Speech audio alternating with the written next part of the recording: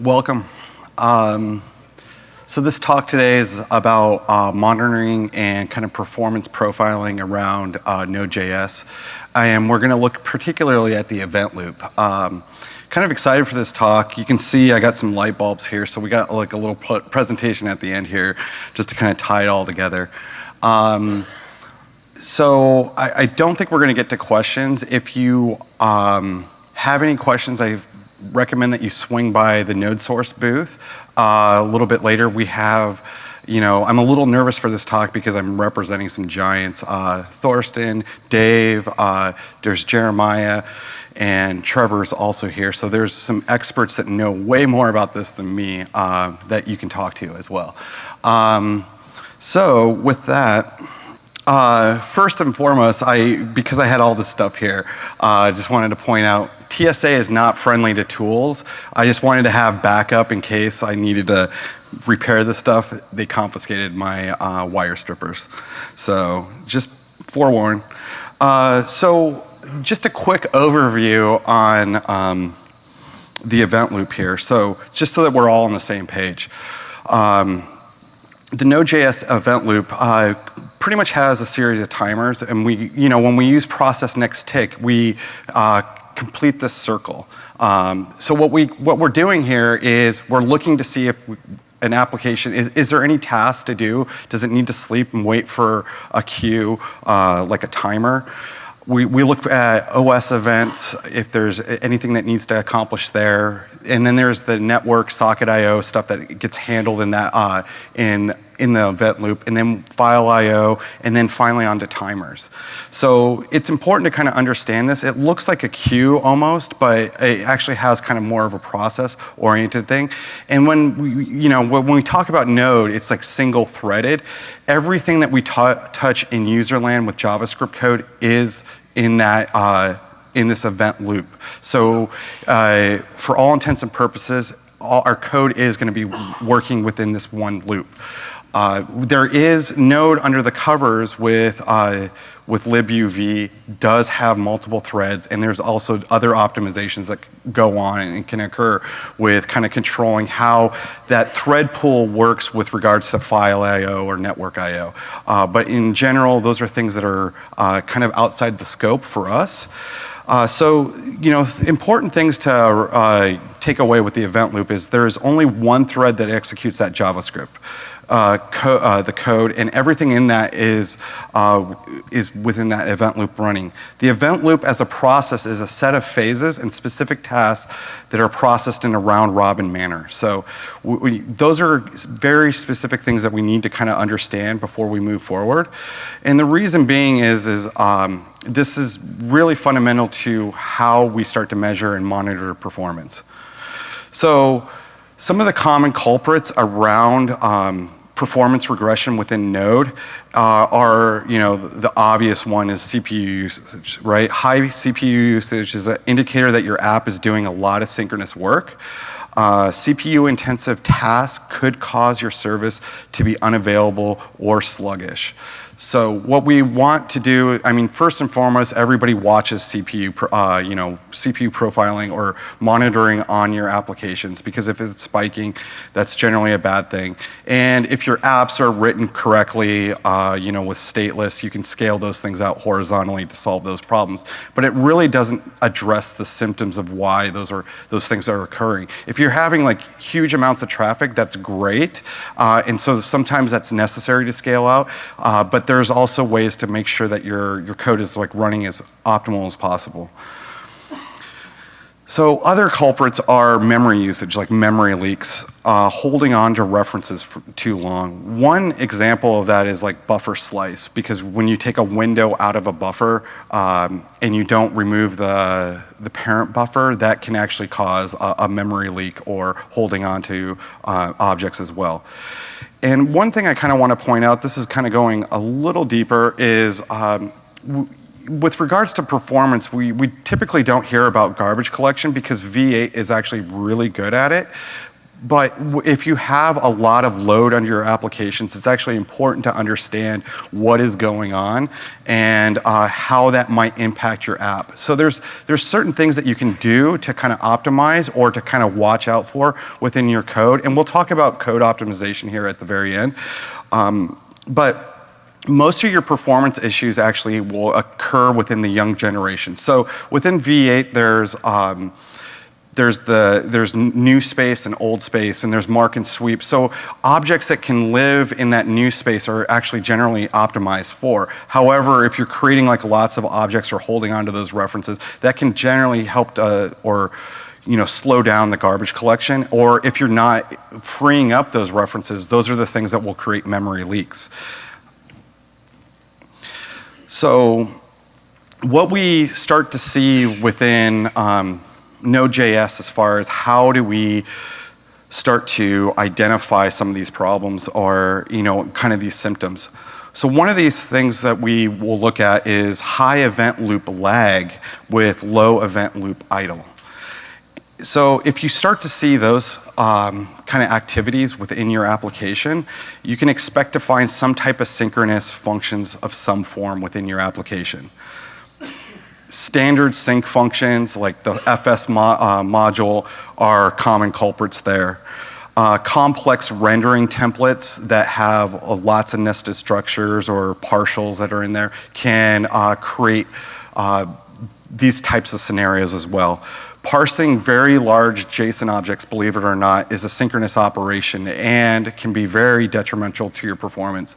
So if you are designing APIs from your back end to your front end code, or sending a lot of JSON, you want to see if you can optimize those object structures, make them shallower, or return only the necessary bits that are important to you for your application. Because if you're trying to parse several megabyte JSON files and you have a lot of concurrent traffic, you can start to see this high event loop lag and low event loop idle time within your app. Another kind of scenario that we kind of look at is low event loop lag and high event loop idle. Usually a sign of efficient application, but this can also mask efficiency issues. So this one's kind of a little bit tougher to kind of keep an eye out for. You want to watch for like timeouts within your code or within your, if you're making any kind of asynchronous operations, if there's like network timeouts or FS timeouts, those are symptoms of a low event loop lag.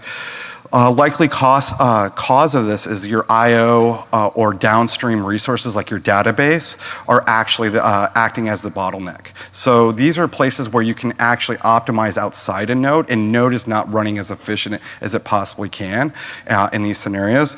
So it doesn't allow you to utilize the maximum resources within your application. So these are places where we've seen Node go in front of other back-end services, and Node seems to be running fine, or people blame Node because it's not performing what they're expecting, but in reality, it's a downstream resource. So these are things to kind of are critical to kind of monitor in those scenarios. So how do we monitor? We're talking about event loop lag. What are these things exactly, right? So in just when we think about event loop, right? So the first thing that we want to think about in that sense is the process next tick. Anytime there's a tick is our event loop. So we can kind of like time those and to kind of get scenarios and statistics about that in that way. But the first and foremost thing in terms of monitoring your Node.js application, and this is kind of like been beaten into all of our heads consistently, is testing, right? So the more test and coverage, the more scenarios that you're going to be able to see and kind of project that. I only have one slide on this, but the real big one here in terms of your performance really comes down to load testing. And load testing is a critical aspect of like being able to generate load that can kind of encapsulate your user scenarios. for me, I think one of my favorite new tools is K6. K6.io allows you to write like Node-like code to generate and actually hold on to states and to check certain flags within your performance testing. And it's extremely fast, and you can throw lots of traffic at it and kind of see where your breaking point is within your application. That's really what you want to get at, so you have high watermarks that you can work from and that you can start to measure improvements upon instead of just kind of flying in blind. So the metrics to watch here are your tick frequency, which is the number of ticks per a duration of time. Your tick duration, the time one tick takes to complete. Active handles and requests that are going on in your application. Garbage collection activities are also some common scenarios as well too. And your obvious ones too, like your CPU monitoring, your heap, in your memory kind of profiling as well too. So we do have some external tools at our disposal to kind of start hunting and tracking things down within our performance. One of those tools is PS, which is obvious, for process inspection.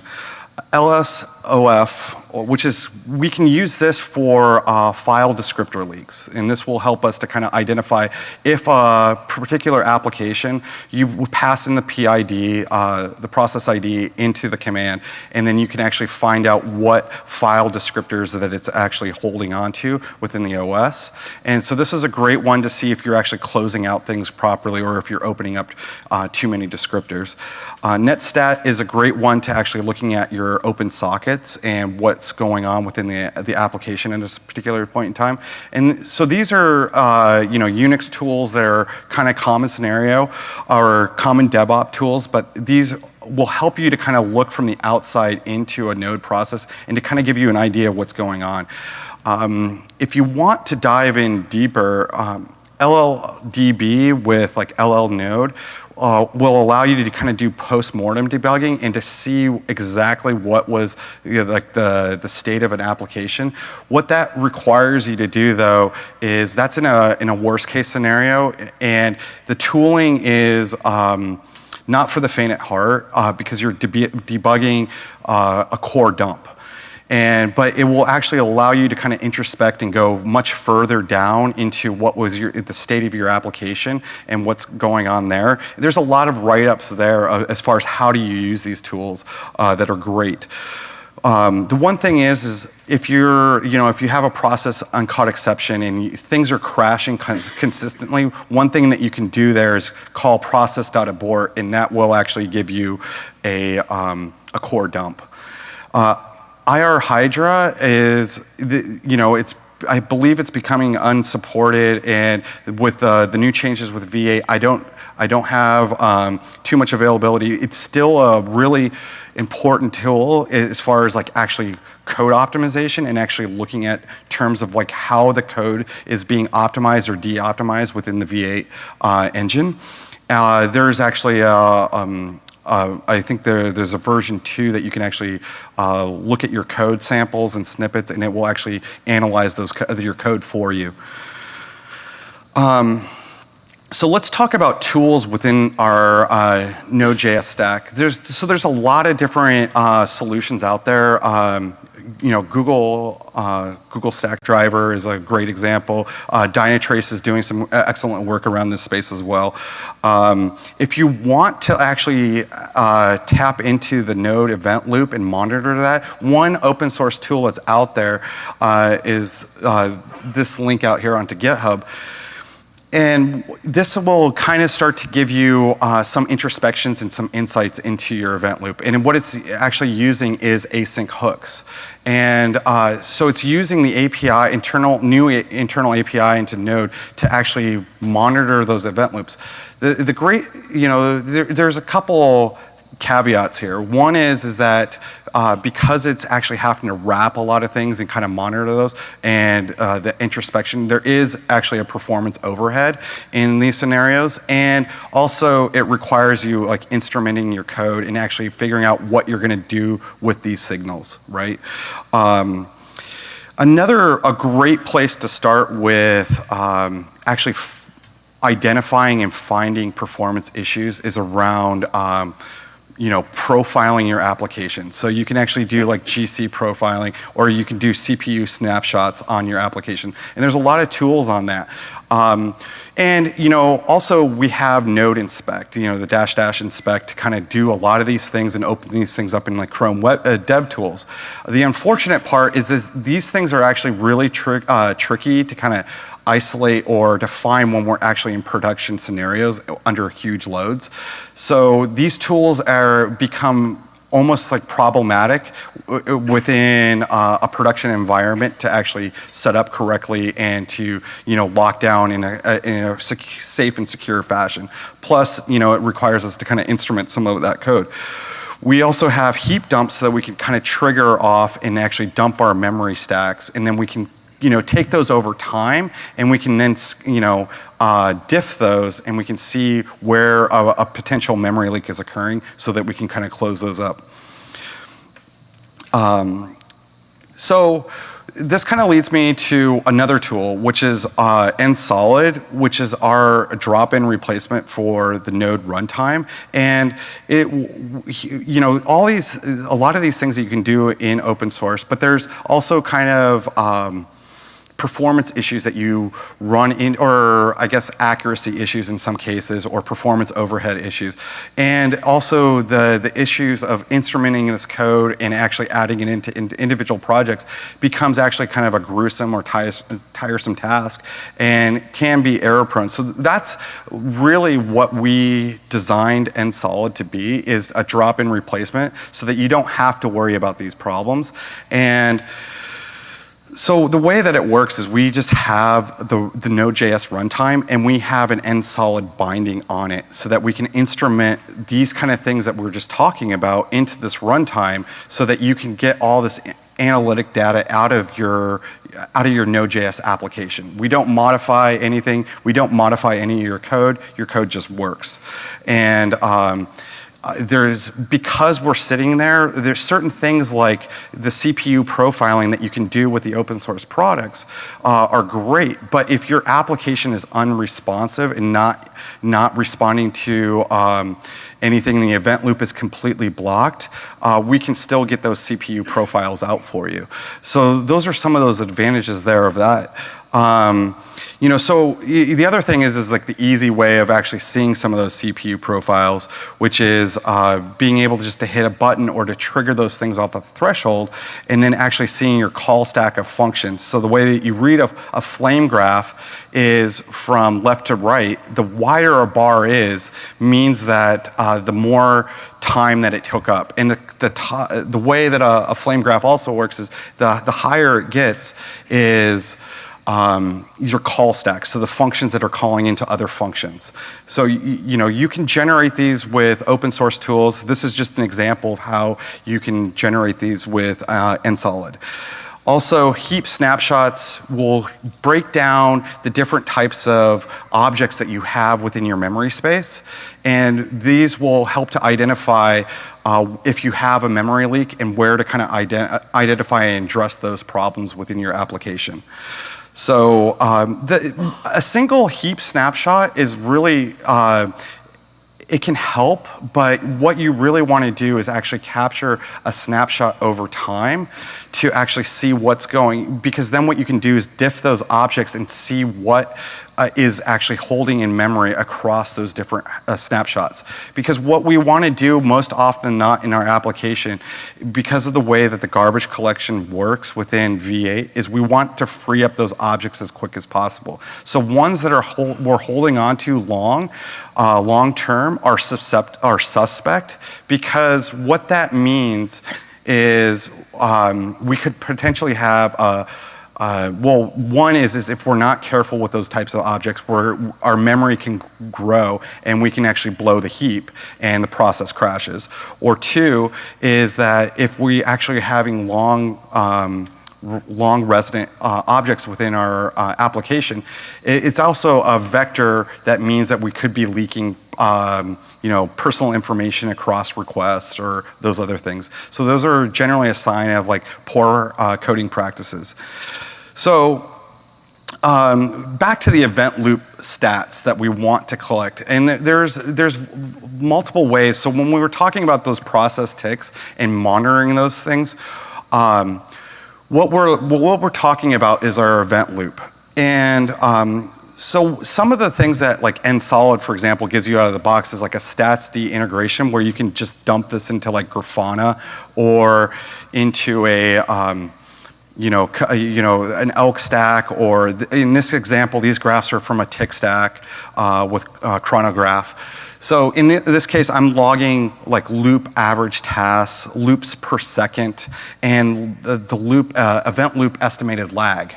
So what we can start to do is we can start to get a much broader picture of what's going on within our application and start to diagnose and trigger these things and to see where these performance bottlenecks and how these different metrics start to interact with each other in the relationship there. So again, the average amount of tasks on our event loop, if we start to see that spike, that means that we're probably getting a lot more traffic, and that's a good sign. So we just probably want to add more processes to our application. The loops per second, if that starts to slow down, that's not an ideal scenario. So what we want in that case, these are places where we want to start diving in and figuring out what's going on within our code.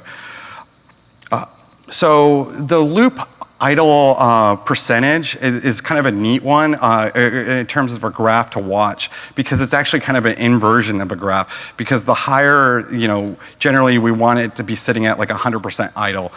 So it will actually spike in the inverse direction when you have a lot of activity or you have a synchronous activity in that scenario. Again, we want to be monitoring the CPU usage with these things. And I put a heap used on the side because what this is showing is garbage collection. So we see this sawtooth, right? This is a great example of when there's no pressure of watching these things with our loop idle time, with our garbage collection, we can actually see how that pressure works within our Node application and if it's actually causing any kind of issues. If our application is actually healthy with how we're managing our memory, we should see this this kind of sawtooth pattern where we use some objects and then the mark and sweep, it goes away, and V8 clears that when it finds time in the idle to kind of clean that stuff up. Other things to kind of watch out for is like the garbage collection, like CPU utilization, and also the load on the applications. So all these things can start to play a correlation and an impact on your application. And so these are all things that can kind of give you insight and help to tune and tweak the performance of your applications. So how do we start to, once we start to kind of identify that there's a problem, or we want to start fixing things or optimizing our code, what can we do? Well, some of the things that we can do is we can avoid nested functions like closures within our code. That's a surefire way to start slowing down code. Sometimes it's necessary to have closures, but these are areas where it's not the most optimal thing. So if you can actually break those things out and flatten your functions, that's great. Avoid polymorphic functions. So functions that have multiple signatures, like jQuery is a prime example of not the way to do it.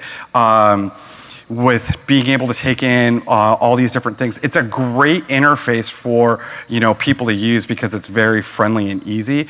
But if you want performant code, you want to keep the data types similar, because the way that V8 optimizes and inlines code is it's going to look at the types of arguments that are coming in and optimize for those code paths. Whether it's an object coming in, and then the next time a string comes in, it actually has to create a different code path and optimize that. So by keeping what you pass into the functions, those types the same, it's going to help to optimize the speed of your code. Hoisting functions is, again, another way. So inlining functions is great in some places, but if you can actually hoist those out and reuse those, is going to help to inline functions as well. consistent object shapes. So what this means is what you want to do is if you're creating a new object like new car, you want to keep the type of properties on them consistent constantly.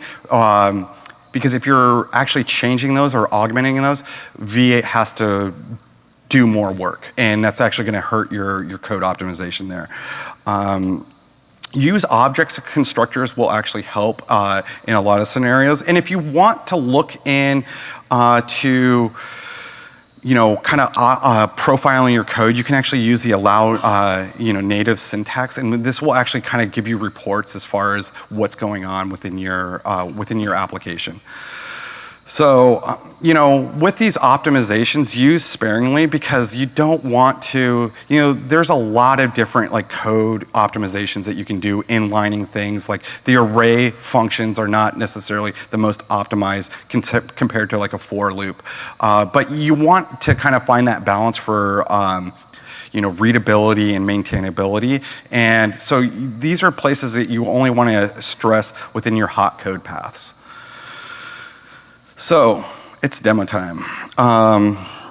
So I have a light bulb here that's on. So the scenario here is that I'm working, nice light, not fluorescent. I was gonna make this turn on for like a bug light. I was gonna use a bug light, but I felt like that was a little boring, so we're gonna go with something else here. So open this up here. I have a Tessel, which is a Tessel 2, which is kind of part of, there's a Johnny 5 pack that you can buy that allows you to run Node.js on hardware. And you can then control it. So I just use this, and I wrote a very simple Express server. And you can see that I just have some API endpoints. And I have a application that I wrote, a Node.js application that I wrote that's using Monte Carlo's approximation for pi. So we're going to just generate a lot of CPU utilization here. So let's see if we get this working here. So when you run an application with NSolid, it just comes up as is, like within the dashboard, and we see that we have our dot here. What I'm doing here is I'm going to go ahead and set up a event loop block event, and I'm going to throw it to a webhook. And so then this webhook will then, in this case, if I block the event loop for more than 200 milliseconds, it's going to actually tell me, fire off a webhook, which is going to be running on here, and then we can actually do something with that. So in this case, I'm going to go ahead and hit my CPU, and I block the event loop. It's actually doing a lot of CPU utilization right now, and it's doing a lot of work actually. So with that event loop, this is a great way of actually seeing and identifying what's going on with your application. It's the lazy man's program. It's a great way of kind of setting up and actually identifying what's going on in your code. And finding out quickly where your slow spots are and where you're blocking that event loop. So we can come back here and we can reload from our little web server, and we can actually see what this response is from this webhook. And the cool thing is it kind of gives us some metadata information about the process, what machine, its execution path. The coolest thing is it gives us a stack trace to pinpoint exactly where we blocked our event loop and to identify so that we can drill down and kind of get more insight into our application and to fix those performance problems. So this is a great way of actually finding and identifying what's going wrong with your application quickly and effectively. So I encourage you, you can go onto our website, you can download NSolid, try it out. I definitely believe it's like the easiest way to actually find out and to get visibility into your application and to see what's going on. Again, there's a lot of other solutions out there, and I'm not denying that. This is the one that's going to allow, if you have an application right now, run this and see what's happening. It will give you insight instantly into what's going on into your application. And I think I'm out of time. So I appreciate your time. Thank you.